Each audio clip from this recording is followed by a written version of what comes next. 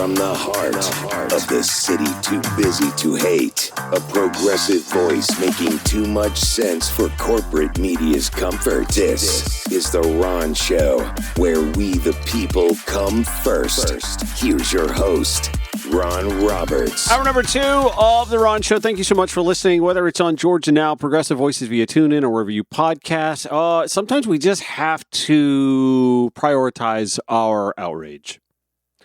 Carolyn Sill at the Atlanta Journal-Constitution reporting the Trump administration altered which day national parks will allow free entry for residents and citizens next year. The change means that Martin Luther King Jr. Day and Juneteenth, among others, will no longer be fee-free days. I get it. I'd be outraged too. Visitors will now be able to enjoy free admission on President Donald Trump's birthday, though, which is also Flag Day. So that's the cover. That's not unlike when the Department of Defense, I was going to say Department of War, decided to change all of the military bases that had been named for Confederate generals and then renamed under President Joe Biden back to base names that you might think on the surface were, again, naming them after Confederate generals, except the Department of War found other people with the same last name that they could, wink, wink, rename those bases after. It's just a coincidence, I guess. Here's the thing.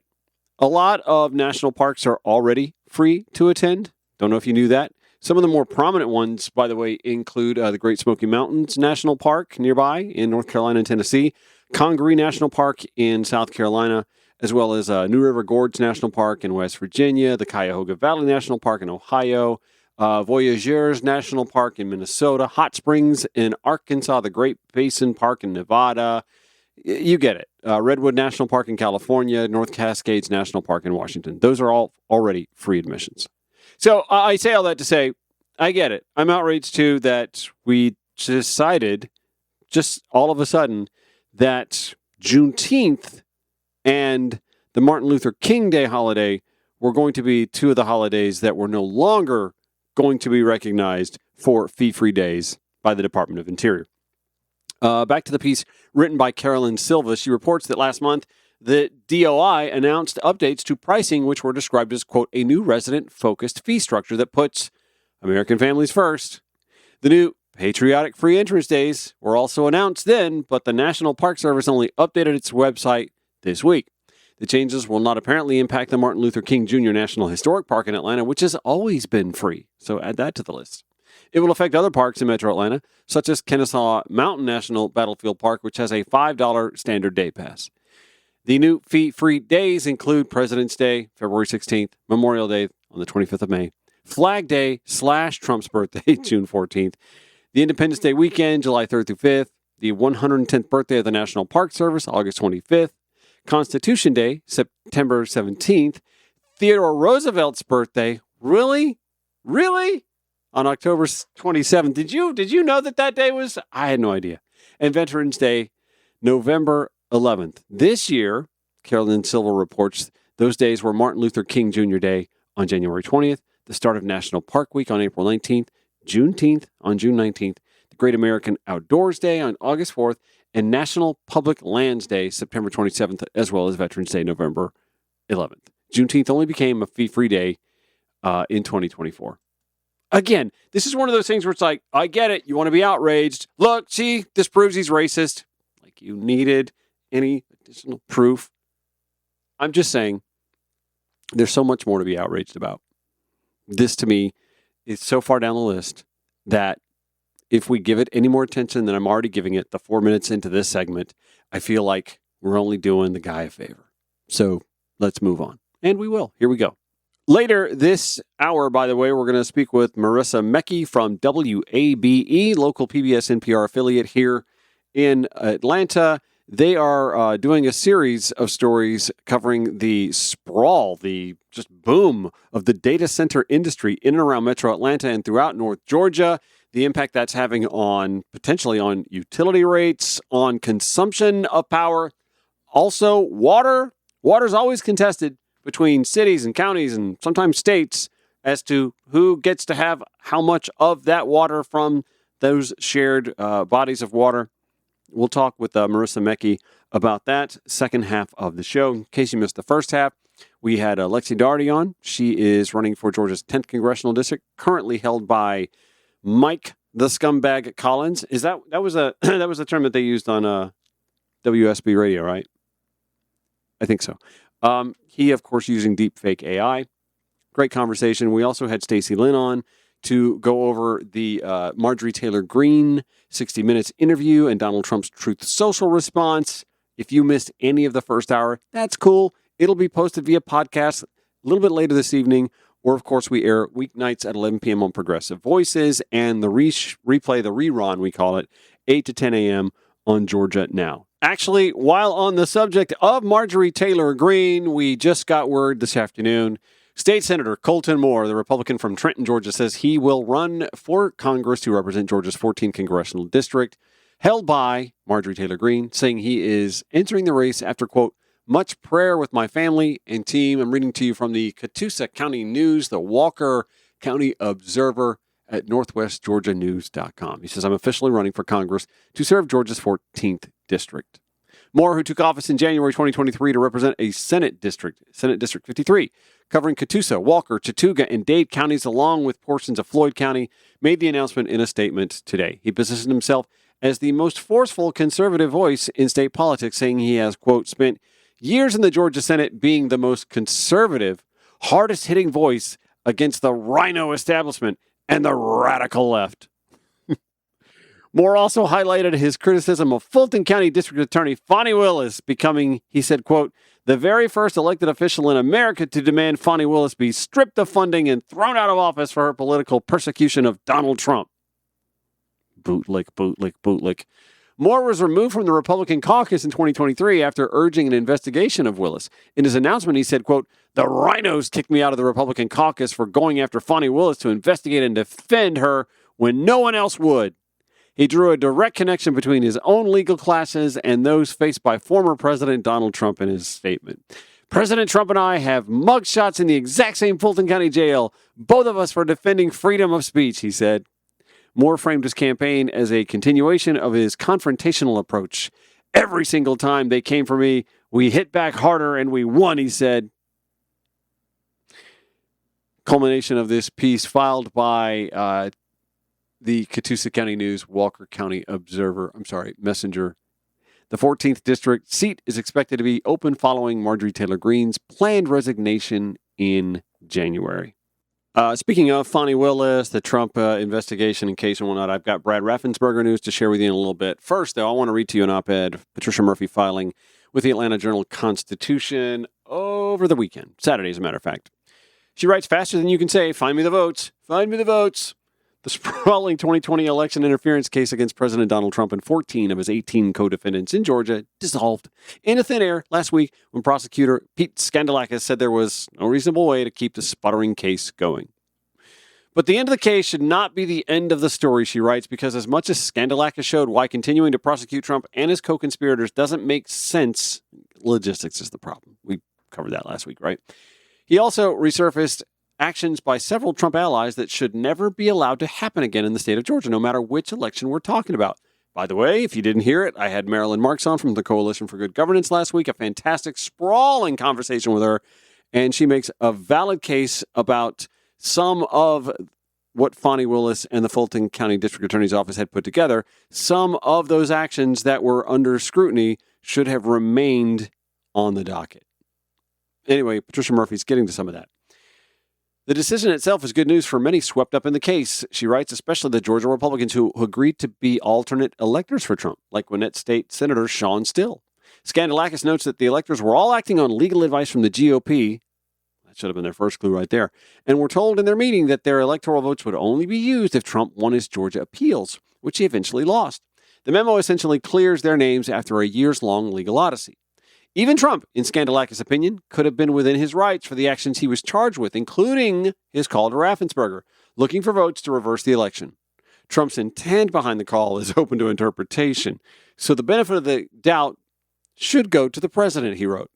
For the other charges against Trump, waiting until he's out of office in 2029 to continue the process against him 8 years after the events in question is not feasible. But other people in circumstances in Skandalakis' memo did not get the same favorable judgment. 3 defendants, Rudy Giuliani, Ray Stallings, Smith III, and Robert Cheeley, made statements that were wrong and baseless in their testimony to the Georgia Senate, he noted, as they tried to convince senators to call a special session of the legislature to overturn the election results. But because the men made their false claims in unsworn testimony, Skandalakis passed on prosecuting them too.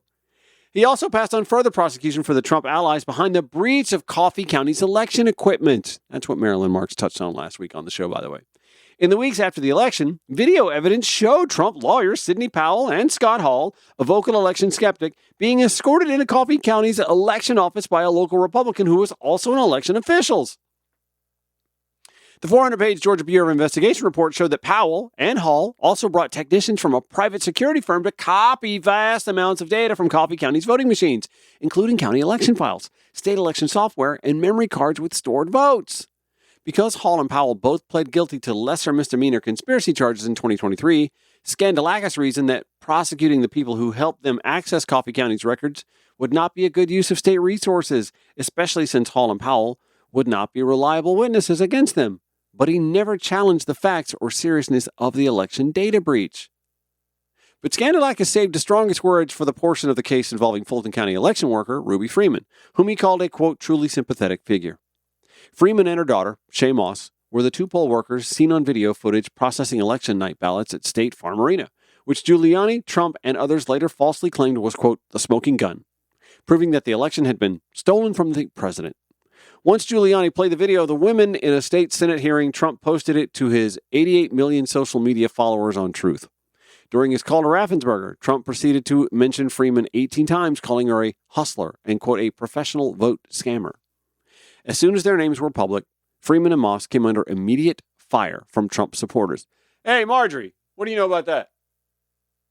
One woman, Trevian Kati, traveled to Atlanta to knock on Freeman's door to convince her to confess to rigging the vote against Trump or suffer the consequences, including jail. Worried for their safety, the FBI advised Freeman and Moss to go into hiding. Did you hear that? The FBI advised Freeman, Ruby Freeman, and Shay Moss to go into hiding. But because Freeman was living in Cobb County at the time of the harassment, Skandalakis reasoned that Cuddy and others should be charged in Cobb County instead of Fulton County, a technicality, where the Trump case began. The charges in that portion of the case were dismissed, too. Is your blood boiling yet? Patricia Murphy continues. As soon as Skandalakis' decision was made public, Cuddy posted her mugshot to social media with a banner that read, "Case dismissed." She captioned the photo, "Turn up the lights! Shout out President Trump! I would do it all again!" Blood starting to bubble a little bit. Patricia Murphy continues. And that's where the trouble with Skandalakis' decision lies. Although it's no surprise that he could not find another prosecutor to take the massive case, I would say, or deal with the scrutiny from Truth Social posts, maybe. Nor could he take the case himself. We shouldn't all walk away from the events of 2020 and 2021 deciding there was nothing to see here. Murphy continues. Far from the total exoneration that Trump describes the decision as, Skandalakis' report acknowledges both the weakness in the Fulton County case as well as the broad misbehavior by several Trump allies following the 2020 election. If Georgians want to trust that the chaotic effort to overturn an election in the state never happens again, there is still work for courts and even lawmakers to do in the future. If there's not a law to prevent everything that happened here, there certainly ought to be, she writes. I'll include that in the show notes at ronshowatl.com. Okay, Attorney General Chris Carr tried it and failed. Secretary of State Brad Raffensperger is making another go of it, trying to level the playing field between one of or both of them and Lieutenant Governor Burt Jones when the Ron Show returns on Georgia Now.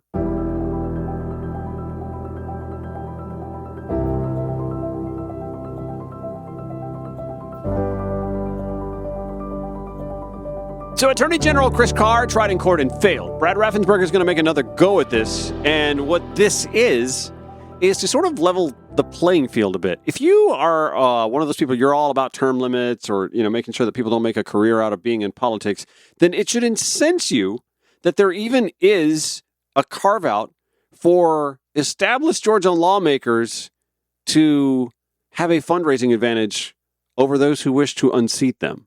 And while Lieutenant Governor Burt Jones isn't running for re-election, he's running from a position where he has a decided monetary advantage because of a law that again, Attorney General Chris Carr and Brad Raffensperger, and anyone with any sense whatsoever realizes is highly unfair unless you're in a position to benefit from it, as Lieutenant Governor Burt Jones is, thanks in large part to current Governor Brian Kemp. Jeff Amy at the Associated Press reporting Secretary of State Brad Raffensperger, the latest Republican candidate for Georgia governor, to attack campaign finance rules, saying they unconstitutionally limit his free speech while allowing Lieutenant Governor Burt Jones to raise unlimited contributions. Safe Affordable Georgia filed suit Monday in federal court in Atlanta, asking a judge to rule that the Political Action Committee chaired by Raffensperger can coordinate with his gubernatorial campaign in the same way that Jones' leadership committee can. By the way, let's also keep in mind that Stacey Abrams and one of her supporting PACs just got thumped for this very same thing that Brad Raffensperger now wants to have the ability to do that Lieutenant Governor Burt Jones already has the ability to do. Georgia. This filing simply asks the court to ensure fairness so that our committee has the same ability to communicate with voters as others already do, Raffensperger said in a statement. Equal access to speech isn't political or complicated. It's a foundational American principle that must be upheld, he said. And here's the backstory. Republican Attorney General Chris Carr, whose gubernatorial campaign filed its own unsuccessful lawsuit earlier this year trying to stop Jones from spending from his leadership committee, announced that his office would not defend the law in court. That's a major break for Carr, who has long maintained he has a duty to defend even the laws he doesn't like. It's the latest round of litigation over Georgia's 2021 Leadership Committee law. Critics see the law as an incumbent protection racket, helping Governor Brian Kemp, Jones, and other Republicans maintain control of state politics. Party legislative caucuses also control leadership committees. The committees can raise unlimited funds, can coordinate with candidates, and can raise funds during legislative sessions when other fundraising is banned. But candidates can't establish leadership committees until they win their party's nomination for governor or lieutenant governor. Instead, they are limited to candidate committees, which can raise a maximum of $8,400 from each donor. So Raffensperger set up an independent committee, Safe Affordable Georgia it's called, that can raise unlimited funds and help other candidates, but not himself.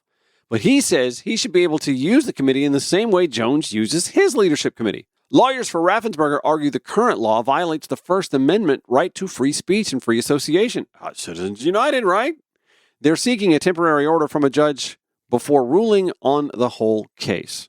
In Raffensperger argument, they say, alone among current candidates for governor, the sitting lieutenant governor can solicit and accept unlimited contributions that can support his own campaign.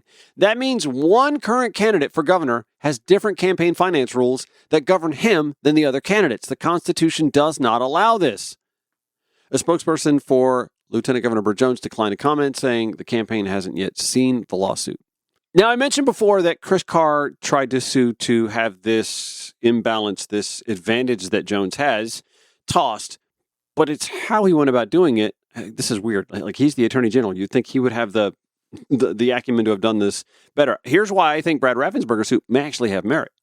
Let me get back to the story here. Carr's lawsuit cited a 2022 federal court ruling that a leadership committee for Kemp couldn't spend money during the Republican primary that year, finding the, quote, unequal campaign finance scheme violated challenger David Perdue's First Amendment right to free speech. But in August, U.S. District Judge Victoria Marie Calvert dismissed the suit, ruling Carr should have challenged the constitutionality of the law. She said it was wrong to sue Jones and his campaign for doing exactly what Georgia law allows them to do. See, what Raffensperger is doing is saying that the law in and of itself is unconstitutional, which I just find, like, again, here you are, the Secretary of State, right? Like, you're a constitutional office holder. Where was your objection to this prior to deciding you were going to run for governor and realizing, oh, that's an advantage for him and not for anybody else? An opinion adopted by the Georgia Ethics Commission on Thursday, remember this now last week, that Jones is allowed to loan $10 million, his own money, to his leadership committee, even though Carr alleged it evaded campaign finance restrictions. Never mind the fact that, like, before he was lieutenant governor, the guy was worth like $700,000 in liquid assets, and suddenly he's got $10 million to loan his campaign? No ethics concerns there, I guess. The opinion clears Jones to keep spending his family fortune to pursue the Republican nomination. Jones filed documents showing he made loans of $7.5 million and $2.5 million to the WBJ Leadership Committee when he announced his run for governor on July 8th. Like Raffensperger, supporters of Carr have established an independent committee that can't coordinate with Carr's campaign. Also, remember, we discussed this last week. Nobody knows who's behind this organization called Georgians for Integrity, but they've been running this ad, especially during football games. I know this because I've been watching a lot of football games. Since Burt Jones got elected, he's been taking us for a ride, lining his pockets as lieutenant governor. 4 years ago, Jones reported only $700,000 in liquid assets, yet just loaned $10 million to his campaign for governor. It's no surprise. Jones pushed a special law allowing his family to get rich leasing land to a new hospital. Let's go for a little ride. Tell Jones, stop taking taxpayers for a ride. Here's the other cool thing, by the way. Whoever becomes the Democratic nominee, the fact that Chris Carr made a go of this and Brad Raffensperger is as well, and maybe Brad succeeds at it, I think he's got a better shot than Carr did, ironically, again, because the Attorney General should have known how to do this better.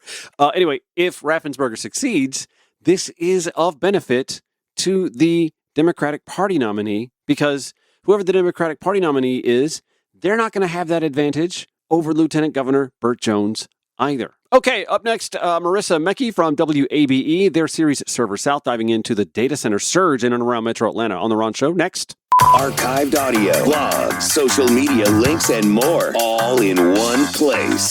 Log on at RonShowATL.com. Joining me to discuss what is a complex issue, but one that is grabbing so many headlines, especially here in the state of Georgia and throughout Metro Atlanta, data centers. Now, a lot of folks glaze over, their eyes just kind of go foggy. They don't know what it is that we're dealing with here. Data centers are going to and are impacting utility bills, water usage. These are all important aspects of our daily lives. Just by using the device that we use, the one that you're using to listen to this show, for example, uses data.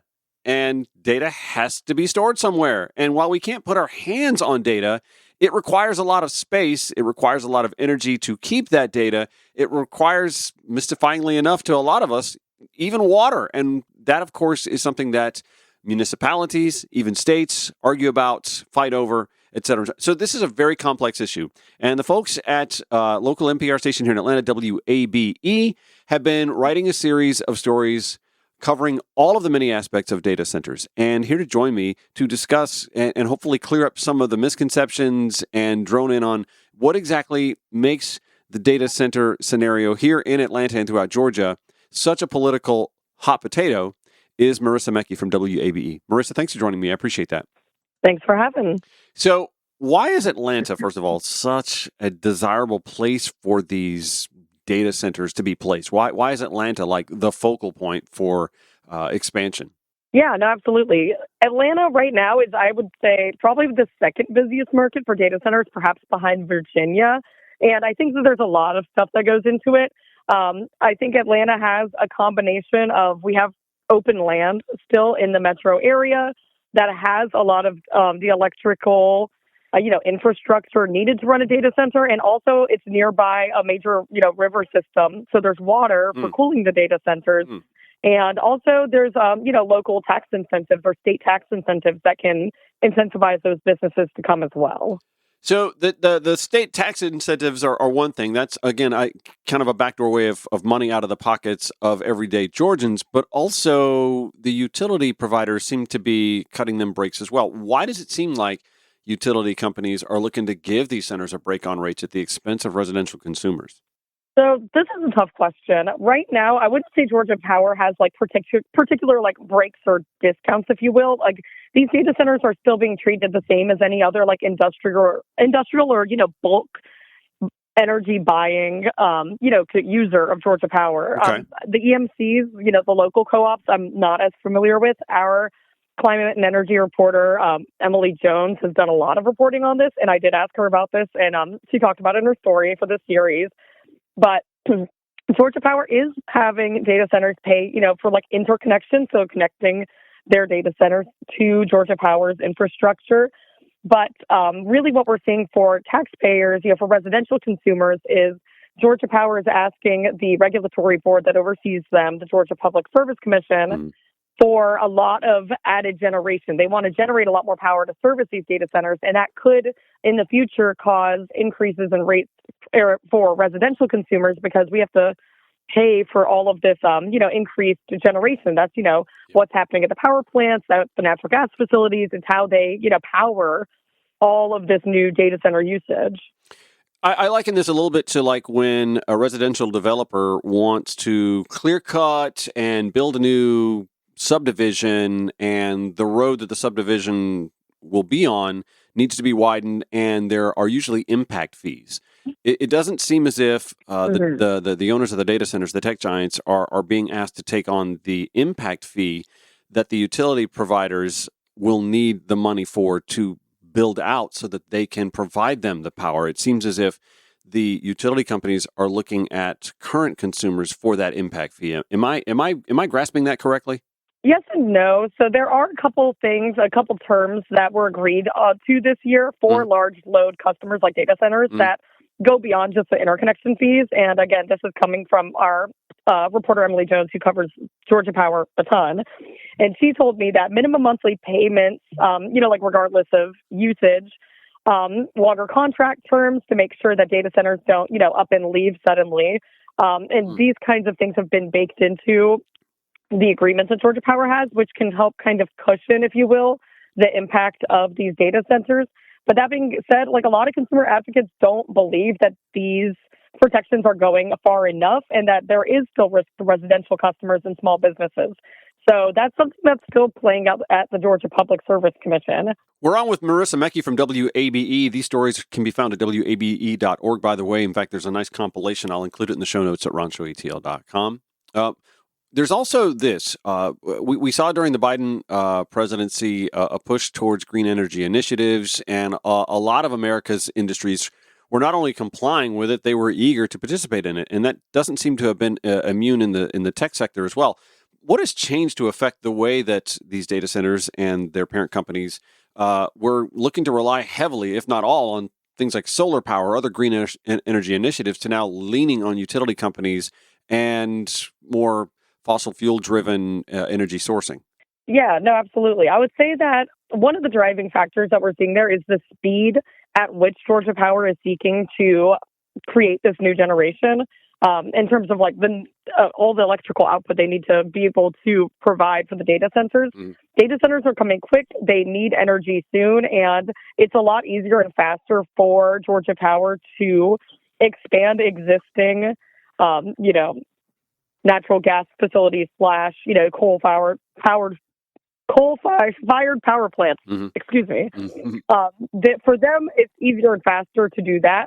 But that being said, like other states, such as Texas, because of the way that they have their grid set up and their utility set up, like they are seeing a lot of companies increasing like wind and solar in order to create the energy needed for data centers.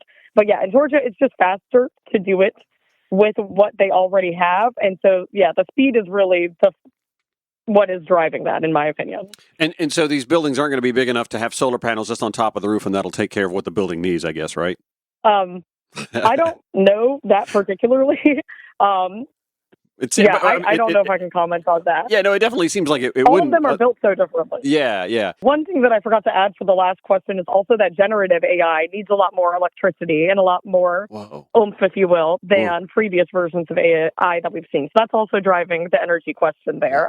But there's also, this isn't just like a Georgia Power issue. This is also something that these centers are going to use an immense amount of water. Water's already a resource that a lot of cities and counties grapple over, even states argue about. How are the immense needs for water from data centers going to be met without disrupting supply for everybody else? We all need water. Yeah, water as a resource is pretty tricky because we have only certain counties, people who take in water for drinking water and, potable water. They only have a certain amount allocated per day, per month, per year that they can take out. And so however much a data center needs to cool its facility, a lot of this water, again, is used for cooling these big computers, because if they overheat, just like your laptop at home, if they overheat, they'll fry. They won't be able to do their jobs anymore. And so counties have to decide, this is another big customer for water. Is it worth it to put this much water into this one business? Is it not worth it in the, big piece of the pie of how much water we get per day? They're using it for cooling. And again, it's up to each county to decide how much water is it worth for them allocating. Because for some counties that have a lot of water, maybe it's not as big of a deal. But, I've seen some counties that data centers are asking for a third of their water intake per day. Oh, wow. And that's a third of all the water that can go for your customers and businesses. Well, and also that we know here in Georgia, we have fluctuations. We go in and out of, drought scenarios too. I mean, that can have an outsized impact in a drought season. Absolutely. And that's also a question that I think water leaders, if you will, in Georgia are still figuring out is, data centers want prioritization when it comes to water in a drought scenario, because again, if they don't have water, if they can't cool the facilities, they'll fry. But that being said, some of these facilities, there are alternative methods for cooling that use, for example, more electricity, or they have other, costs and, detractions. Mm-hmm. But for the ones that use water, counties and the state government kind of have to decide, when it comes to our drought scenarios, each county has a drought plan for, what gets priority and in what pecking order those are. And we're still, there's not any sort of firm statewide recognition of where data centers fall in that order. And so that's something that, again, counties and local municipalities are going to have to figure out in the future, because droughts are going to happen. They're not that they're inevitable, but they are going to happen. And when it comes, you'll want to have this question already answered. We're on with Marissa Mecki from WABE, local PBS NPR affiliate here in Atlanta, Georgia. Their series, Server South, What's Powering Atlanta's Data Center Growth and What It Means for You, is a feature on their website and, of course, on their broadcast as well. I can't help but wonder, and maybe this is a good problem to have down the road, we've gone from the 1960s and 1970s, where computers took up entire rooms, if not half a building, to now it being capable of fitting on a small chip, the size or smaller than a thumbnail in a phone. Is there any danger that there's this rush to come up with the necessities for data centers, only to realize maybe 10 years down the road that we need a tenth or even a fraction of the size of these centers to do what these data centers are necessary for now? Yeah, this is definitely a criticism or a question that a lot of folks have had, especially in Georgia, as we're seeing this big boom of data centers coming into town. Yeah. Obviously, I'm not a tech genius. That's not my line of work. But there are conversations happening right now as Georgia Power is in the middle of hearings with the Georgia Public Service Commission about its future generation. So they're asking the Georgia Public Service Commission to approve for them to generate a lot more electricity to service these data centers. And advocates that are concerned about how much electricity we're giving to data centers, are at these hearings, and they do have this question of is this a bit of a boom? Are we going to see maybe less generation needed than Georgia Power is estimating because things may become more efficient? Mm-hmm. These are questions that are kind of swirling around these hearings right now. I can't say for sure, how quickly, AI is going to become more efficient and is going to not need as much electricity. But again, this is a pretty central question to the hearings happening at the PSC right now. All right, so here's my last question to you. And this is a little bit of a trick question, but in all seriousness, do I need to go back into my cloud and maybe start limiting the cat photos that I've got saved to mitigate the demand? I ask this kind of jokingly, but I think we as consumers sort of take for granted just how much we rely on data and how much we may use it, not even knowing that we're using it, and we're wasting it maybe even, and contributing to this conundrum that could be either coming for our power bills or seeing some increases in fees from our data providers, our AT&Ts, our Xfinities, et cetera, and so on. I hate to just pick on those two those two companies, but I mean, well, it seems like an infinite resource, but it's not, and eventually, that tab's going to come a calling. Yeah. So this is a good question. I, as a reporter, am always of the belief it's not my place to maybe give prescriptive advice, but I will say that, generative AI, like your chat GPTs, are the much bigger culprit comparatively to your everyday cloud file storage. Okay. So when you are saving photos into the cloud, obviously that is using data, that is using data centers, every Google search, every email you send, that is part of this data center world. But generative AI is definitely what is driving the increase in not only data center build outs, but also their electricity consumption, their water consumption.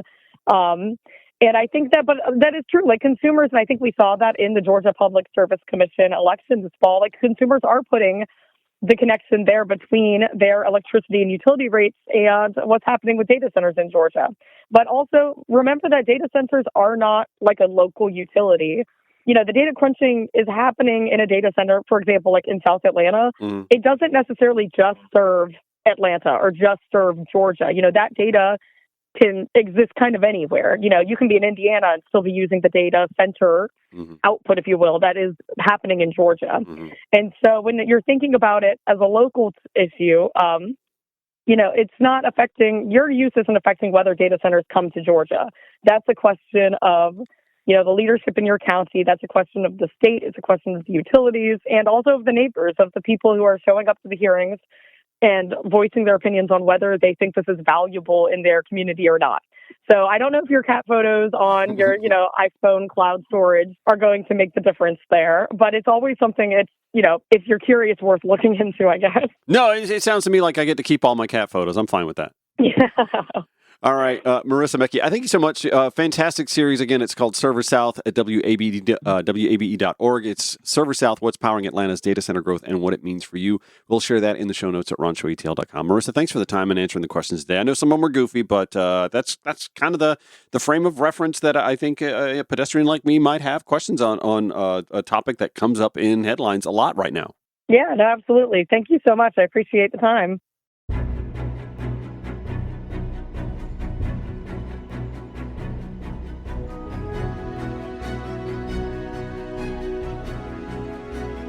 All right, I saved this for the last segment because I'm coming to you from the sports desk now.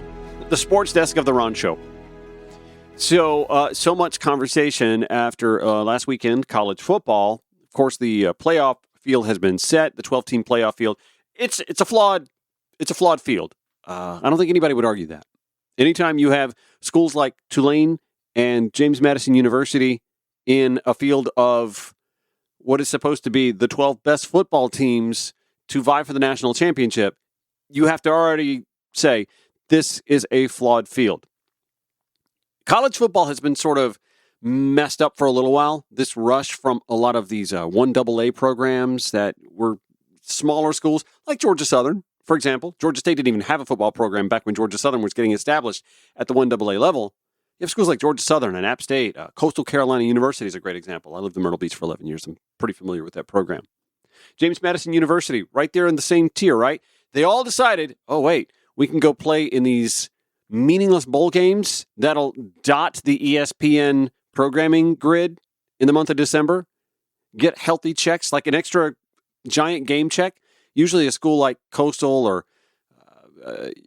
what's another good example? Southeast Louisiana will go play LSU or Clemson in their backyard and pick up $1.5 million check because it'll like double their athletic budget, right? I mean, they'll take a butt whooping, but it'll double their athletic budget. Anyway, you've got all these schools now playing at the big boy level, the bowl subdivision, they call it now, the FBS. And so somehow these lesser conferences with these lesser schools got into the situation, got into the conversation. Well, we don't want to be left out if we've got a team worthy of making it to the playoff. And the playoff used to be just a 4-team playoff. And then it was just the 2 teams through the BCS. And before that, it was just polls would tell us who the champion was. So it was built in that the 5 conferences with their champions having the best rankings would all get in. Some might say, well, no one could predict that a 5-loss Duke would win the Atlantic Coast Championship. Okay, well, that's one. But again, we have 2 slots. We have Tulane. We have James Madison University. Both schools, by the way, with losses. In fact, Tulane is going to play the team that whipped their ass in the regular season in the first round again. Okay. Enjoy the check. Ironically, Tulane once before finished undefeated and didn't get a chance to play for a national championship because back then it was just, the top 2 teams ranked in the country got to play. Anyway, so much is being made about Notre Dame being snubbed. I have to tell you, you can complain about the system all you want, but the College Football Playoff Committee did what the system, as flawed as it is, called for. You can't punish a team like Alabama for playing in a bonus game. Conference championships would be those bonus games. If you can't also punish a team for not making theirs. Notre Dame isn't even in a conference to play in one, so that's kind of on Notre Dame. Listen, I loathe Alabama with a white-hot passion. But prior to my dogs putting a thorough butt-whooping on them, it was a no-brainer that they'd done all that they needed to make it into the bracket as one of the top 12 teams. For Notre Dame, it came down to them versus Miami, who didn't qualify for their conference title game in the ACC for some reason. And those two settled that debate on the field. They played each other. Miami beat them. So Miami gets to go ahead of Notre Dame. Now, I get what Notre Dame's complaining about. Well, why were we ranked ahead of Miami all this time before? Good question. Valid question. That's something that the committee should have to answer for. But also, the CFP is tasked with putting the 5 highest-ranked conference champions in, leaving 7 at-large slots. Those 7 slots, Ohio State, Oregon, Ole Miss, Texas A&M, Oklahoma, Alabama, and Miami. That's who you measure Notre Dame against, not Tulane or James Madison. 4 of those 7, by the way, had fewer losses. 1 had the aforementioned head-to-head, and the other 2 had more quality wins. And how did that happen, you ask? Well, Notre Dame doesn't want to join a conference. And they have a long history behind that, why they don't do that. It has to do with a lot of anti-Catholic sentiment back in the early 1900s. But, I mean, that was a century ago. It's time to move on. Notre Dame is the reason that Notre Dame didn't get in. Now, if you want to argue that the system isn't giving us the best potential playoff field, you've got a solid argument. Nobody thinks Tulane or James Madison's going to do anything more than pick up that check for a first-round blowout. Fair complaint. But nobody robbed Notre Dame in the current system that Notre Dame was okay with before they got snubbed. The truth is, they're eventually going to use this as fodder. In fact, it'll probably accelerate the process of getting to a 16-team playoff, which I think is actually the wrong direction anyway. When you look at this football season, you could make the argument that 6, 7, maybe 5, 6, 7 teams are worthy of the opportunity to play for the national championship. Maybe. I mean, there's like 4 that are clear and above all others. But I could see you saying, maybe we need an 18 playoff. And I think most seasons that's enough. The problem is an 18 playoff only gets you 4 games, then 2 games, then 1. It's only 7 games. The 16-team playoff gets you 8 more games. And those 8 more games are programming for networks and revenue for ticket sales and the marketing and the broadcasting, et cetera, and so on. And ironically, it's because of money that we have all of these other bowl games. We have so many bowl games. More bowl games than you have winning teams to play in them, by the way.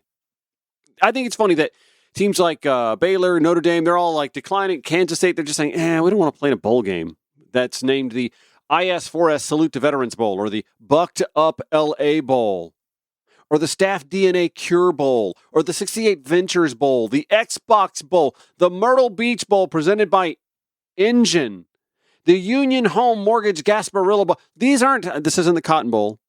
This isn't the Poinsettia Bowl, the Independence Bowl. I think the Independence Bowl still exists, but it's got a name attached to it. No, we've got the Bush's Boca Raton Bowl, the Scooters Coffee Frisco Bowl, the Sheraton Hawaii Bowl, the Game Above Sports Bowl. I'm reading off the bowl schedule here. The Go Bowling Military Bowl, the Bad Boy Mowers Pinstripe Bowl, the Wasabi Fenway, the Pop-Tarts Bowl. That's the one that Notre Dame says, no, going to the Pop-Tarts Bowl is a little beneath us. And yes, they're a little hoity-toity when they say it, but they're also not wrong. There's too many bowl games. Really, there are. Bowl games used to be a reward for the best teams to play at the end of the season. There are 136 schools in the football bowl subdivision, the FBS, right? What if I told you that there were 36 bowl games, that's 72 teams, plus the 12 teams, that's 84 out of 136 teams get to play in bowl games. Too many bowl games. Notre Dame says there shouldn't even be a Pop-Tarts Bowl. And yes, I'm saying it in a snooty vein, but that's kind of not incorrect. They're above playing in the Snoop Dogg Arizona Bowl. Really, what have we gotten to here? This is all about filling the programming grid for ESPN to watch 2 6-6 teams play for a check and a trinket. Oh, and the opportunity to bite into a Pop-Tart in celebration at the end of the game.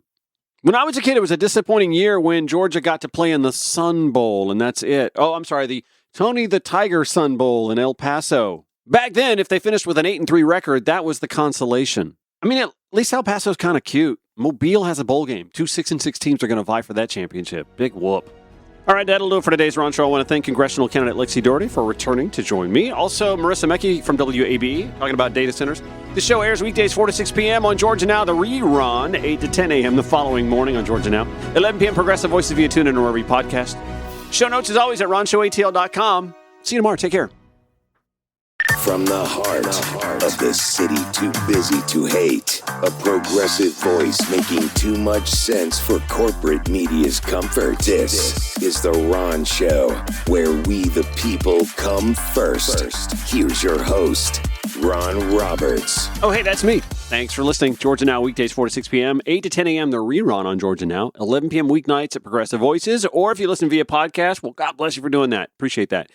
All right, we've got a lot to get into today. Later in the show, Marissa Mecki from WABE, local PBS NPR affiliate here in Atlanta, joins me to promote their series called Server South. Why is Atlanta? Why is North Georgia? Why is Georgia such a haven, such a magnet now for these massive data centers? And what sort of impact is that going to have on your utility bills, the availability of water for your nearby community?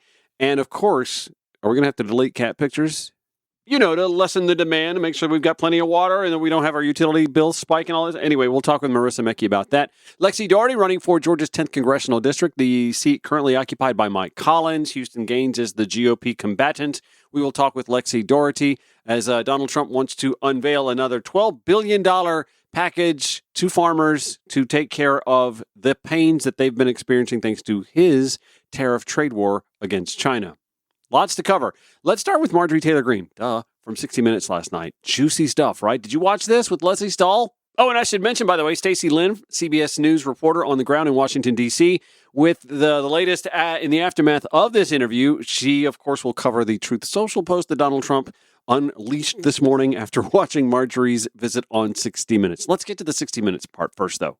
Okay, as you know by now, Marjorie Taylor Greene has been on this reclamation project of sorts where she sort of tried to be the kinder, gentler, more civil in tone Marjorie Taylor Greene, only to find herself on the outs now with Donald John Trump and a lot of MAGA. However, locally, she's still as popular as ever. And I kind of think that tracks when you think about it.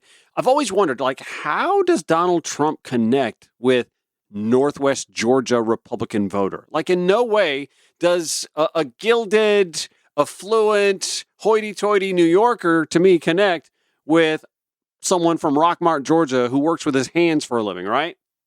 In any event, now that Marjorie Taylor Greene continued to press with a lot of Democrats for releasing of the Epstein files, which Donald Trump campaigned on, after all, she right there with him, she's now on the outs with Donald Trump. And it's affecting her personally. She's been personally threatened. She talked about that with Leslie Stahl last night. After President Trump called me a traitor, I got a pipe bomb threat on my house, and then I got several direct death threats on my son. On your son? On my son. You say the president put your life in danger. You blame him. You say he fueled a hotbed of threats against me, and that you blame him for the threats against your son. The subject line for the direct death threats on my son was his words, Marjorie Taylor Greene. Those are death threats directly fueled by President Trump. Which I find of the utmost interest because this is the same Marjorie Taylor Greene who can directly attribute his words to the actions of others in this case. She was also the one visiting J6 prisoners, being empathetic towards their plight. That, to me, is sort of one of those, how do you not connect that with his rhetoric leading up to the January 6th insurrection, but you are able to credibly connect the dots between his rhetoric and the direct threats to you? Oh, it's because it personally affects you this time. It's moments of clarity like that where you would hope that it actually brings some self-awareness around. You'll find out later in the interview it didn't really do that. More from Marjorie on the threats and how J.D. Vance and Donald Trump responded. I told him, I told J.D. Vance, I told them all, sent those directly to them. Response? J.D. Vance replied back to me, we'll look into it. Yeah. I got response back from President Trump that I will keep private, but it wasn't very nice. Oh, come on. Give us a hint of what the president said. Go, Leslie. It was extremely unkind. Her life is in danger? Who's that? Marjorie Taylor Greene, she says. Marjorie Taylor Greene. I don't think her life is in danger. Frankly, I don't think anybody cares about her. So what led to this rift? Well, One of the president's biggest beefs with Greene was about her harping on Jeffrey Epstein. We did talk about the Epstein files, and he was extremely angry at me that I had signed the discharge petition to release the files. Something he campaigned on. I fully believe that those women deserve everything they're asking. They're asking for all of it to come out. They deserve it. And he was furious with me. What did he say? He said that it was going to hurt people. What people? I had asked him, these women are the ones that were hurt. Bingo. They were raped at 14. They were raped at 16. I watched them stand in front of the press trembling, their bodies shaking as they were telling their stories, many of them for the first time. And I had told him, I said, you know, you have all kinds of people come in the White House. Have these women come in the White House. These women deserve to be heard. He said to you, people will get hurt. People will get hurt. I don't know what that means. I don't know who they are. Yeah, that's the valid question. What people? Now, Marjorie goes on to accuse Donald Trump of going mainstream, which in MAGA land is, whoa, that's a huge accusation. You might as well call him a child molester.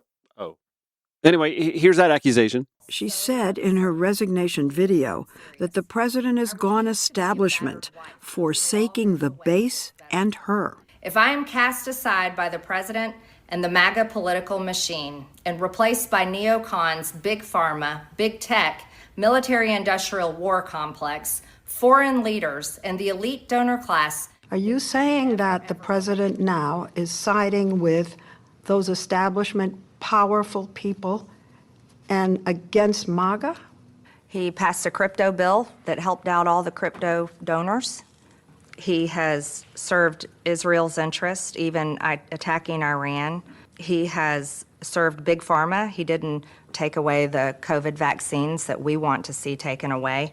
So those are the areas that are still getting everything they want, while the people, we're still out here saying we want to see action on areas for the American people, not for the major industries and the big donors. This is like watching somebody blindfolded swinging at the piñata, and they're just so damn close that they almost hit it. They're almost, you almost see it. You can almost sense being right about something, Marjorie. You're so close. You have no idea. And to show you how close she is, but also just how not at all close she is, there's this lack of self-awareness moment that she has with Leslie Stahl that I just thought was kind of funny. 3 weeks ago, she went on CNN with a surprise, a mea culpa. And I would like to say humbly, I'm sorry for taking part in the toxic politics. But it became clear to us that she hasn't entirely lost her appetite for combat. It's the most toxic political culture. And self-awareness. It's not helping the American people. But you contributed to that. Right. You were out there pounding, insulting people. Leslie, you've contributed to it as well with your own program. Yes, you're accusatory, just like you did just then. I know you're accusing me, but I'm smiling. You're accusing me. I am accusing you. But we don't have to accuse one another. I want you to respond to what you have done. Yeah. In terms of insulting people, yelling at people, and then saying... I'd like for you to respond for that. I don't... No, you can respond to that. I don't insult people. You do, in the way you question, and you're accusing me right now. Actually, she was just feeding off the fact that you went on CNN and said that you were complicit and that you were apologizing. It was just an opportunity to revisit that and to cement that legacy. And instead it's, well, you're a journalist and you're asking me tough questions and I don't like that and I think that's a nasty... I mean, that's no different than what Donald Trump does. The nasty tone, quiet piggy, all that stuff. Come on. You almost get it. You almost get it, Marge. But let me get to the part where I actually agree with Margie Taylor Greene, and it's where she calls out performative politics, preening. She's not afraid to be an outlier. She's the only Republican member of Congress to call the war in Gaza a genocide. Like a progressive. And why did you vote against the Anti-Semitism Awareness Act? Since I've been a member of Congress, we've had several resolutions that constantly denounce anti-Semitism. I've already voted denouncing anti-Semitism many times before. It becomes an exercise that they force on Congress, and I simply got tired of it. Yes, it's just performative actions. Look what we're doing. It's virtue signaling. But to show you how inconsistent she is, on the bill, again, performative politics here, November 21st, on agreeing to the resolution denouncing the horrors of socialism, there she was, voting yay. Oh, and while also looking for a continuation of the ACA subsidies, socialism.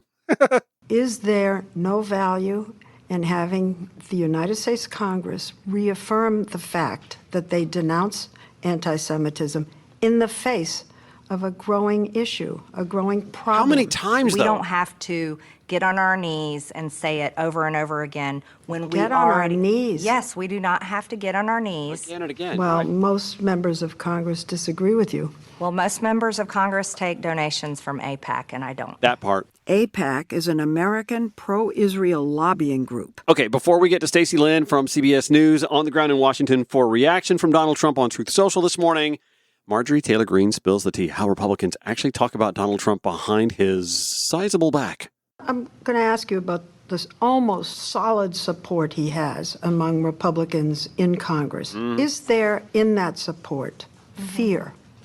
Does the support come about because they're afraid that they'll get death threats? Of course. I think they're terrified to step out of line and get a nasty Truth Social post on them. Yes. And they're watching what happened to you. Yes. Behind the scenes, do they talk differently? Here we go. Yes. How? Oh, it would shock people. Well, let's shock people. Yes. Okay. I watched many of my colleagues go from making fun of him, making fun of how he talks, making fun of me constantly for supporting him, to when he won the primary in 2024, they all started, excuse my language, Leslie, kissing his ass and decided to put on a MAGA hat for the first time. I mean, that surprises nobody, right? We've seen this since 2015. Well, I would say since 2016. Right about the time it was a fait accompli that he was going to be the GOP nominee. People that he had insulted their wives. Ted Cruz, I'm looking at you, instantly flipped and became fawning, preening worshipers at the altar of the golden horse's ass. Of course, Donald Trump finally got on to Truth Social this morning. I guess he didn't watch it last night. He maybe watched it this morning. His sleep pattern's a little off here lately, fighting wokeness at every turn. He did get on Truth Social this morning and said, the only reason Marjorie Taylor Greene turns brown under stress, went bad is that she was jilted by the President of the United States. Certainly not the first time she's been jilted. And a little personal dig there, I guess, because she's divorced. Too much work, not enough time, and her ideas are now really bad. She sort of reminds me of a rotten apple. Marjorie is not America First or MAGA because nobody could have changed her views so fast, and her new views are those of a very dumb person. That was proven last night when washed-up Trump-hating 60 Minutes correspondent, in air quotes, Leslie Stahl, who still owes me an apology from when she attacked me on the show, with serious conviction. The Hunter Biden laptop from hell was produced by Russia, not Hunter himself. Totally proven wrong. Where is this going? I mean, this is like, we have so gotten off the sentence structure here. Anyway, interviewed a very poorly prepared traitor who, in her confusion, made many really stupid statements. My real problem with the show, however, wasn't the low IQ traitor. It was that the new ownership of 60 Minutes, Paramount, would allow a show like this to air. Oh, here we go. Regrets. They are no better than the old ownership, who just paid me millions of dollars for fake reporting about your favorite president, me. I love how he has to announce who he's talking about to his faithful flock. Me. Since they bought it, 60 Minutes has actually gotten worse. Oh well, far worse things can happen. P.S. I hereby demand a complete and total apology, though far too late to be meaningful, from Leslie Stahl in 60 Minutes for her incorrect and libelous statements about Hunter's laptop. 3 exclamation points. President DJT. Holy crap. In an unrelated note, by the way, InvestigateTV.com reports that more than half of American adults read below a 6th grade reading level. I don't know why I'm pointing that out to you at this point in time. I just am. Anyway, Stacey Lynn, CBS News Washington correspondent, joins us for the response. After this on The Ron Show, it's Georgia Now, Progressive Voices via TuneIn.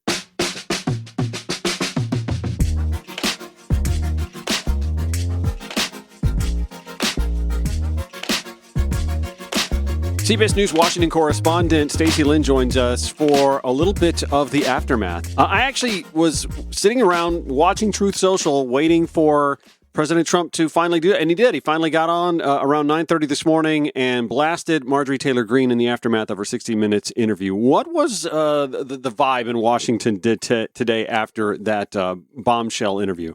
Well, first of all, did you think that he would not post about it on Truth Social at all? I just thought it was going to be I thought it'd be between like midnight and 4 a.m. as it normally is. Right, the immediate. But we had to wait till this morning, as you just said, and he wrote that Greene was not America First or MAGA because nobody could have changed her views so fast. And her new views are those of a very dumb person. He called her washed up. He said she has a low IQ. A low IQ traitor is how he phrased it. So very typical Trumpisms, going after someone who has kind of spoken up against him. She's, of course, one of the few Republicans that has been willing to kind of turn her back and take on the president. What about the rest of the Republicans she kind of threw under the bus when she mentioned to Leslie Stahl that, by the way, we make fun of him behind his back. We joke about the way he talks, et cetera, and so on. And I guess to a lesser extent that she included herself in being mocked by them. Right. She said that they would do that, but then they would turn around and kiss his behind and put on their MAGA hats and, kind of like wash their hands of it, nothing to see here type of thing. She said that she thinks a lot of the congressional Republicans are really just terrified to step out of line and basically get a nasty Truth Social post all about them. Yeah. Any reaction from Washington? Anybody there in the House or Senate that has anything that they're saying publicly? Not speaking up yet, but like you said, it was kind of a bombshell, lengthy interview on 60 Minutes. Was it, though? I felt like when she said that, I'm like, okay, I think we all sort of knew that, but nobody ever said it publicly. Right. Well, it's interesting because I think a lot of people look at Marjorie Taylor Greene as, wait a minute, she was, alongside President Trump. She was a big ally of his, and she voted with him and alongside him like 98% of the time until they had this falling out. And I think she kind of just, decided at one point enough is enough. And, she started, pulling back, saying that he was kind of forsaking his base. And that fallout, kind of started because she said that he was kind of turning his eye on the domestic policy issues and looking more at foreign affairs more than anything. He was looking at these big crypto companies and pharmaceutical industries as well, and not really taking action for people in her state and for just the American people across the country. And then it was almost like, the domino effect. She started with a couple things that she was against, and it just kind of rolled on from there.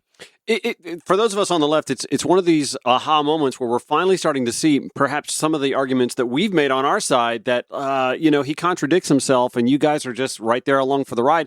And now she's starting to see it. And yet she hasn't lost a whole lot of support in her home district, although she's not going to run again. Right. Do you get a sense that there may be more Republicans inside the Beltway who may peel off and sort of take on this maverick branding that she's sort of taken the reins of? Yeah, we've been kind of waiting to see who will fall in line behind her. I mean, behind closed doors, you get a little bit of some of these congressmen and women, their distaste for some things that he's said in the past, but they haven't outrightly, gone out against him and stood their ground about it like she has. Yeah. What's next for her, though? I mean, she's just saying, she just finally had enough, and people are saying, oh, well, you did this because you want to run for president. She's refuted those reports, saying that she has zero desire for that. She said she would hate the Senate. She's not running for governor as well. But like you said, she did not lose a lot of base, her people in this. When she went home to her home state of Georgia, she had people, cheering her on and applauding her for, standing up for herself and standing up for her people. Which I think makes sense. Listen, I'm a Georgia boy. I get it. I've always kind of wondered how Donald Trump resonated with folks in rural and more impoverished areas of the South and in West Virginia. It's always been curious to me because he's been this gilded billionaire who's always been untouchable to the general public, and yet they just gravitated toward. I can completely understand where a Marjorie Taylor Greene in a divorce between her constituents and Donald Trump, where she wins out. It just makes sense. Yeah, and I mean, I think that's the big thing with, politics these days. It's so divisive. People feel like they have to be, put in one box. And then when all of a sudden they're like, well, wait a minute, maybe I don't agree with what he says about X, Y, or Z. Or like you said, people, middle of the country, maybe in different markets that aren't immersed in Washington and what's going on in some of the bigger cities, they might be seeing, well, wait a minute, this is kind of starting to affect me now if I, can't get the groceries to put on the table for my family and things like that. So it's quite interesting. But, the backlash she has gotten from people that do still align with the president, these death threats that she says have increased since she spoke up, is quite disturbing. One last question. The Epstein files are obviously one of the bigger bones of contention between Marjorie Taylor Greene and Donald Trump. What's the timeline on seeing those released? Yeah, no timeline on that yet. I mean, they're saying that they are going to be coming out, and there's been a series of lawsuits regarding those. But she said that the president was extremely angry that she was the one that signed that discharge petition backing the release of the files. And she has been very vocal about the young girls that he was accused of trafficking. And so we're kind of waiting to see what comes next out of that. This is, it seems like it's been going on for so long, waiting for files to be released and then things being pulled back and the president saying, of course they'll be released. And, it's just this trail of just the waiting game right now. Mm-hmm. Stacey Lynn, a Washington correspondent with CBS News. Thanks for the Q&A today. I appreciate the update. A pleasure being on with you as always. This is The Ron Show. I want to thank congressional candidate Lexi Doherty for joining me. And when we set this interview up a few days ago, I didn't realize just how poignant it was going to be. But you coming from, a bit of an agricultural farming background, running to unseat Mike Collins in that congressional district. Let's talk first about Donald Trump looking to unveil a $12 billion package in farm aid that is necessitated by his tariff war against nations like China in the first place. This is like throwing taxpayer money after money we're already spending in higher tariffs that are affecting us not just at the checkout lines, but also impacting the agricultural industry here in the United States. It's maddening. Yeah, I mean, it just, on top of everything else, just feels stupid and makes me crazy. I mean, I'm a big believer that we should be supporting our farmers in, many more ways than we typically are. Mm-hmm.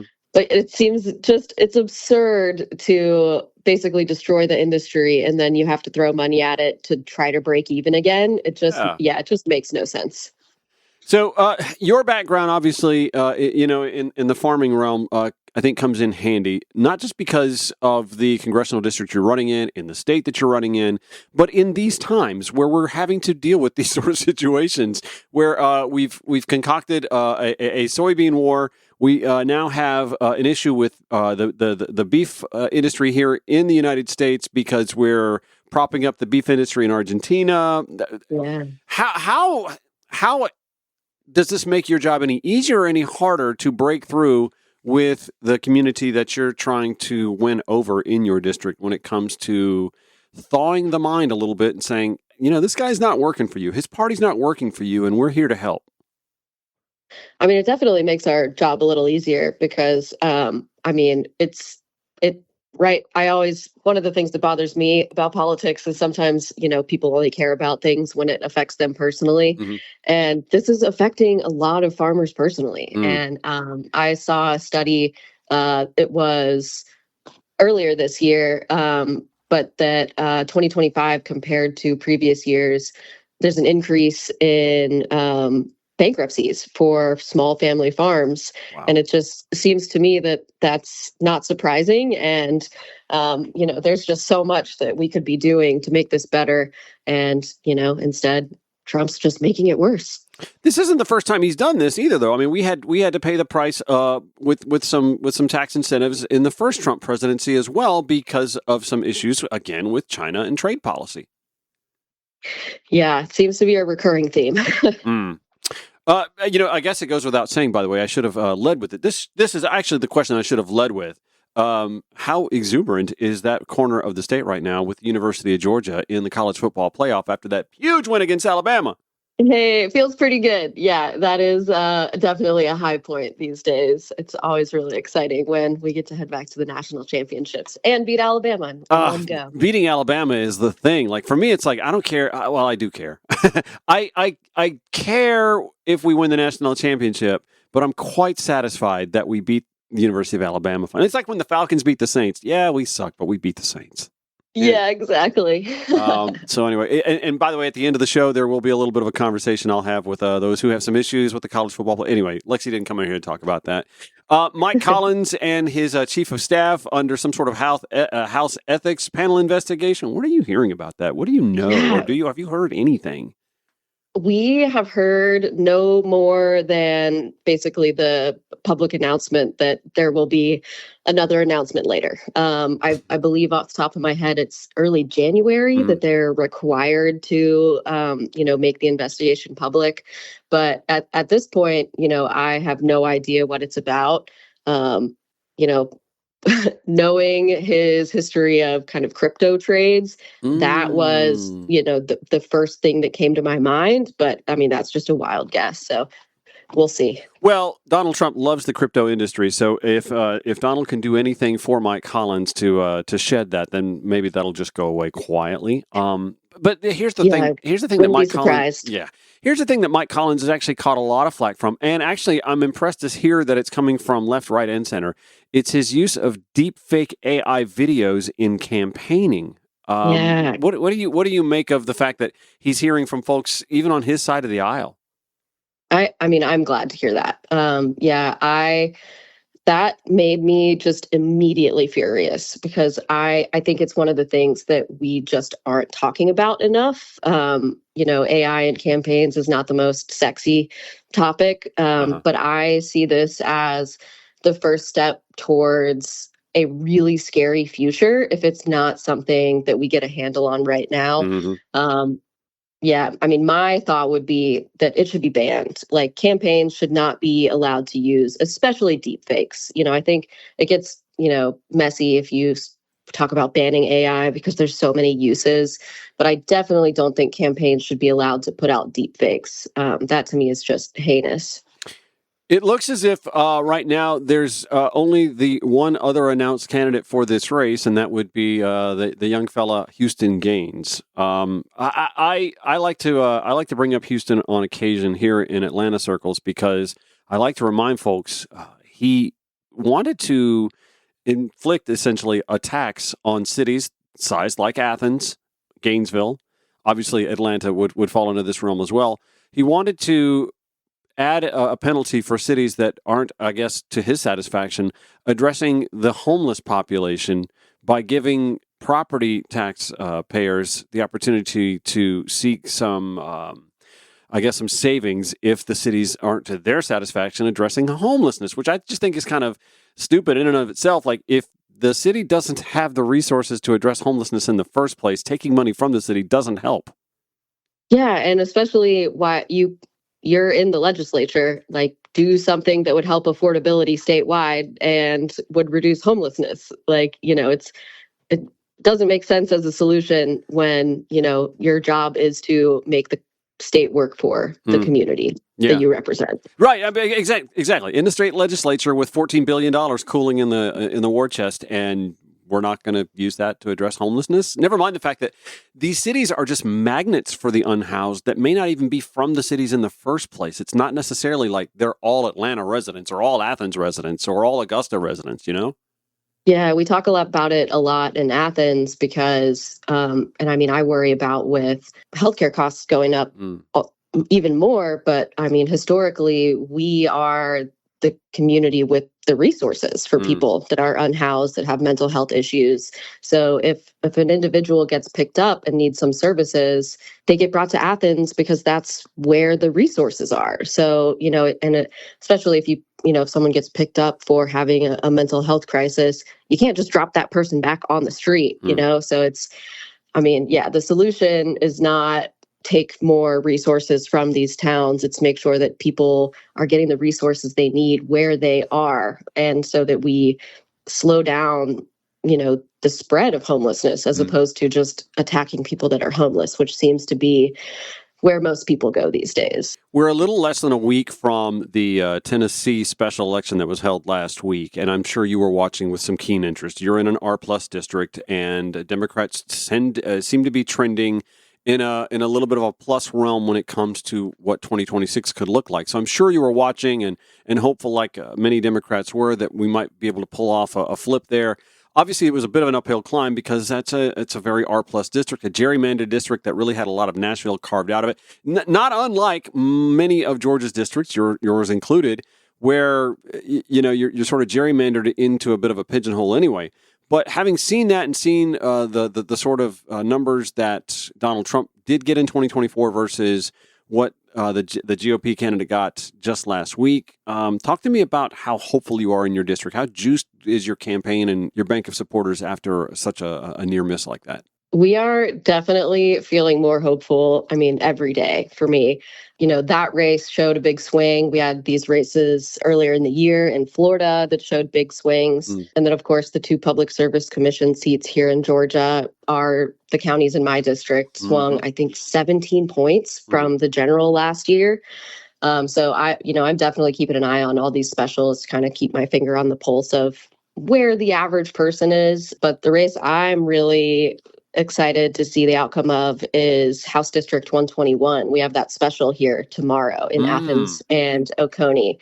So I think that will be the best indication so far of how things are looking. And in a very similar election, it flipped in 2018 in a special. So I think with that history, I think we've got a really good shot of flipping that seat. So we will see. I will definitely be awake tomorrow night tracking as those results come in. We're with Lexi Doherty, who's running for the Georgia 10th congressional district seat. Her presumed opponent would be Houston Gaines, if no other primary opposition shows up for either she or he. I'm glad you brought up Eric Gissler's campaign, by the way. And to pair that with you, the thing that I want to point out is that the candidate that ran in Tennessee, Afton was staunchly progressive, more left of center within the Democratic Party. I liken you, I liken Eric, as a little bit more establishment. I don't want to say moderate or centrist or anything like that, because I don't like labels that give people incorrect assertions as to who that they're showing up to vote for.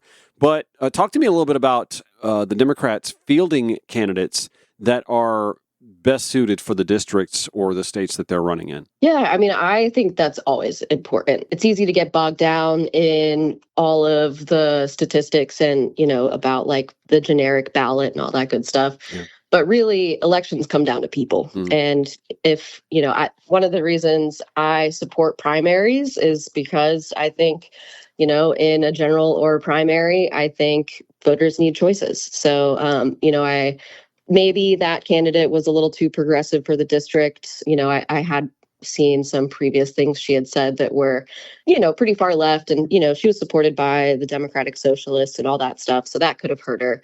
But yeah, I do think for a candidate to win, they've got to represent their district. And I think that's kind of across the board. Doesn't matter if you're a Democrat or a Republican or whatever else, that, if you don't match your district at least somewhat, that probably makes your job harder for sure. But don't you think you're probably going to get supported by the Democratic Socialists as well, just being the Democratic candidate and representing the district that includes Athens, Georgia, a progressive little oasis in a sea of red? Yeah, probably. I would bet so. I guess this could be wrong. Please correct me if it is. I thought she had been endorsed and was working with the Democratic Socialists. Do you know? Is that? Yeah, no, I get you. Okay. Yeah, I just wanted to make sure that it's not like you're going to rebuke their their support. It takes a big tent, right?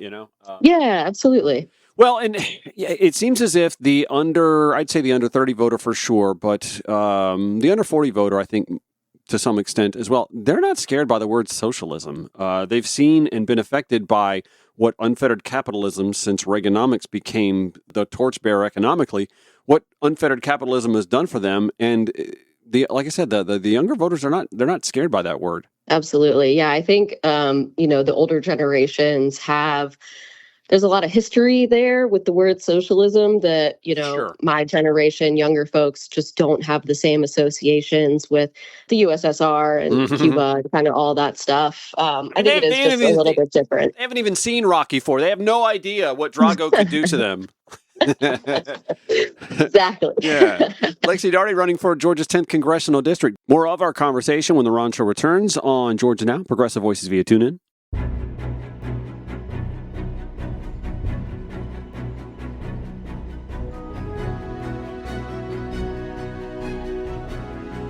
Joined by Lexi Doherty, the sole Democrat so far on the ballot for the Georgia 10th Congressional District primary. She would likely take on Houston Gaines, so far the lone Republican on the ballot as well. So did you watch the Marjorie Taylor Greene 60 Minutes thing last night? No, I didn't. I'll have to go back and check that out. I am very interested to hear what she has to say these days. 14 minutes of popcorn-inducing soap opera. I mean, it's really no new broken ground, but also a little bit of broken ground at the same time, where she kind of goes behind the scenes and lets us know how Republicans were talking about Trump behind the scenes and mocking the way he would talk, et cetera. I don't know, just good stuff. I enjoy seeing that sort of thing kind of come to light. Things that me too. That we all sort of knew from the jump anyway, but it's kind of fun to watch, I guess. And when you're involved in Georgia politics, and someone like yourself, you're running in a district not unlike what Sean Harris is. It's a red-leaning district, and it's going to take all hands on deck. And just kind of watching this all unfold is it's like living in a moment that we know is going to be in history textbooks not far down the road from now, but we're living it now. Yeah, absolutely. And it always feels good when the cracks start to show. That's for sure. Again, you're running in a district where Mike Collins is trying to run for the Senate seat, and Houston Gaines seems to be the heir apparent. Have you heard anybody through the grapevine might be eyeing a primary run on that side or your side? I haven't. I always keep my ears open but yeah, to my knowledge, there's no one that has decided to jump in on either side. But I also know, especially on the Democratic side, if someone was planning to run, they probably wouldn't come tell me. So I haven't heard for sure anyone besides the two of us. So, unless something changes, this might be the race. Well, on that note, though, there seems to be, I think, a lot of cohesiveness that seems to be showing in the Democratic circles. Obviously, you've been out there campaigning for Eric, and I'm sure, Eric will return the favor if you're the nominee. But talk a little bit about the difference in the Georgia Democratic Party since Charlie Bailey came aboard. Yeah, so I've been very pleased so far. The biggest change that he made off the bat that I was really pleased with was he made some of the voter files free to state and local candidates.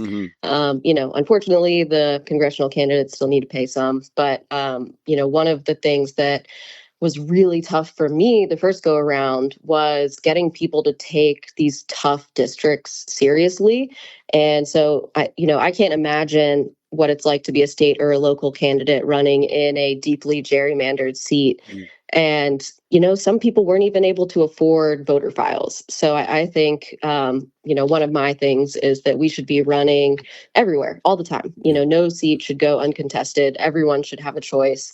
So it seems that the new leadership at the state party is feeling a similar way, and that they're working really hard to make sure that they are focusing everywhere, not just in Atlanta, which, I'm, of course, very pleased by that. Well, this is where you'll like this spiel, too. This is where I like to remind folks that it's great to support your Senate candidates with your donations, but it's really good to support the folks running at the local end, whether it's state house, state senate, or even congressional. In an R-plus district, you give money to a Lexi Doherty campaign, Lexi Doherty is going to use every penny of that to bring out voters, and those voters who come out for her are also going to, oh, by the way, be there for Senator John Ossoff when he's running for re-election. Absolutely. Yeah, the more strong candidates and strong campaigns we have up and down the ballot, it helps all of us. So I absolutely agree. All right, my last question, then I'll let you get on with your day. Healthcare has obviously been front and center since the government shut down. Republicans seem to have lost that public opinion battle, and now you're starting to hear some conversation, at least from the White House and the Senate as well, that maybe these ACA subsidies are just a bad idea after all. Talk to me about the impact this is going to have if those do expire and we go into 2026 without those ACA subsidies for Georgia's 10th. It makes me crazy. So a lot of people in my family are in the healthcare industry. So sitting around the Thanksgiving table, this was a big topic of conversation. And in especially a state like Georgia, we are the ones that are going to have people hit the hardest because we have not expanded Medicaid. Thank you, state level Republicans like, Houston Gaines. So we have so many people in this affordability gap that rely on the subsidies. Yeah. And if those subsidies go away, that's thousands of families that are not going to have affordable health care anymore. And, if you can't get preventative care, you get sicker. If you can't go to the doctor when you are sick, then you end up in the emergency room when you're practically dying. I mean, it trickles down. And, from my perspective, in the richest country in the history of the world, it makes no sense that we don't have a program where everyone can get health care, whether that is a Medicaid for all or a public option that you can buy into Medicare or Medicaid. I mean, yeah, I really, really worry about what individuals are going to go through if these subsidies go away. I worry about our rural hospitals. We've already heard that a hospital in the district is closing a labor and delivery ward. Right. And, it's only going to get worse if we don't solve this problem that should be pretty damn easy to solve. You would think.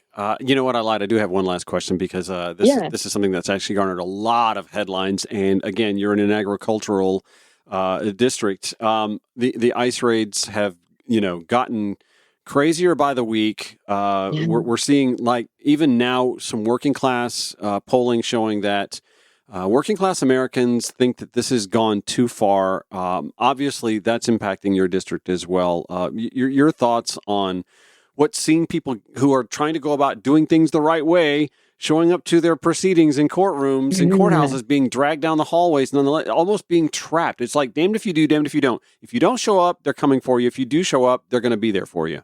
Yeah, I mean, I worry every day. So I have my sister-in-law is a green card holder from Panama, and I worry about her going to get her visa updated or going through the citizenship process. We have people being picked up that have done nothing wrong, right? We have legal visa holders getting picked up. We're not just going after criminals. It is just absurd to me. Like I said, I've got immigrants in my family, so this has been an issue that's been important to me, my whole life. And I feel like I've been for decades grumbling that we need a reasonable immigration reform. But this is not that. This is just treating people inhumanely. It doesn't solve the problem. It just is hurting people, that are here, that are undocumented. It's hurting people that are documented. We have, U.S. citizens being picked up and traumatized. This is just not a solution to the problem. And I worry that it gets worse before it gets better. So I think it's something that we all need to be paying attention to and talking about. Curious if there's been a little bit of a sea change on this mindset in that district. Obviously, this is the Laken Riley district. This is where Laken Riley was unfortunately stalked and murdered by an undocumented person in Athens, Georgia. And so there were a lot of raw emotions in the 2024 cycle. Do you feel a sea change at all on the temperance on this issue?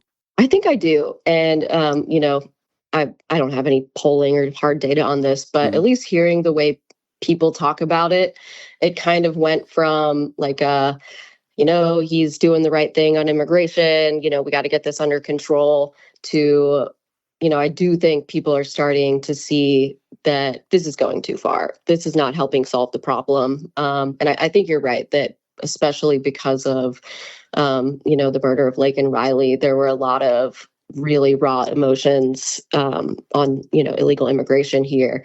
But I think, like I said, I think people are starting to see that what's happening with these raids and, just deporting everyone, that would not have saved her life. And to me, that's what it comes back to, that if we want an immigration policy that is, has a secure border, that also has people that have working visas that need them, that is what's actually going to ensure that we don't have a flood of undocumented immigrants. It's not just blanket deporting, immigrants. Lexi Doherty running for Georgia's 10th congressional district. She is the lone Democrat on the ballot right now, and hopefully that'll stay that way. Anyway, Lexi, thanks you so much for joining the Ron Show today. I'll include your link to her website so that folks can make those campaign donations we talked about in the show notes at ronshowatl.com. Thanks for your time today. I appreciate it. Thanks, Ron. Always enjoy chatting with you. I'll see you later. Same here. Okay, 1 hour in the books. Next hour, Marissa Mecki from WABE joins us to answer A lot of questions about data centers. Why is Atlanta such a magnet? What kind of impact will this have on your utility bills, water usage? Do I need to delete my cat photos to lessen the need? Those questions and more. Next hour on The Ron Show. It's Georgia Now, Progressive Voices via TuneIn or wherever you podcast. Thanks for listening.